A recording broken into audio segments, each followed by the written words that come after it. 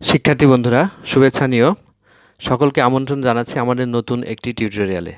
তোমরা সকলে দেখতে পাচ্ছ এটি হচ্ছে ৬৫ পৃষ্ঠা বাংলা ৬৫ পৃষ্ঠা ষষ্ঠ শ্রেণীর একটি হোমওয়ার্ক বলতে পারো, বা সিডাব্লিউ বলতে পারো, বা একক কাজ যাই বলতে পারো।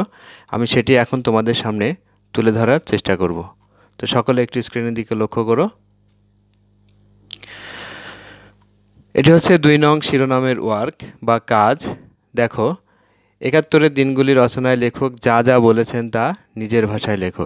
এটি অত্যন্ত সুন্দর একটি রচনা এবং মুক্তিযুদ্ধের প্রেক্ষাপট নিয়ে লেখা, বা মার্চ মাসের ৩ দিনের একটি ঘটনা সুন্দরভাবে উল্লেখ করা হয়েছে। তো বন্ধুরা, চলো আমরা উত্তরটি একটু দেখে নিই। উত্তর: রোজনামচা জাহানারা ইমাম রচিত ৭১-এর দিনগুলি নামক গ্রন্থের অংশবিশেষ ১৯৭১ সালের মুক্তিযুদ্ধের অব্যবহিত পূর্বের ঘটনা এখানে বর্ণনা করা হয়েছে। মাত্র ৩ দিনে মানুষের মাঝে বিরাজমান আতঙ্ক, হতাশা, ভয়, উত্তেজনা, আবেগ, সাহস ও স্বাধীন বাংলাদেশের নতুন পতাকা ওড়ানোর কথা বলা হয়েছে। তো এটা আমি একটু সংক্ষেপে উত্তর দিয়েছি, কারণ এটি সুন্দর একটি কথা এবং মূল বিষয়গুলো এই কথাগুলোর মধ্যে আছে, এই লেখাগুলোর মধ্যে। তোমরা যদি একটু বাসায় প্র্যাকটিস করো তাহলে অবশ্যই তোমরা এটা সম্পর্কে আরও অনেক বেশি জানতে পারবে।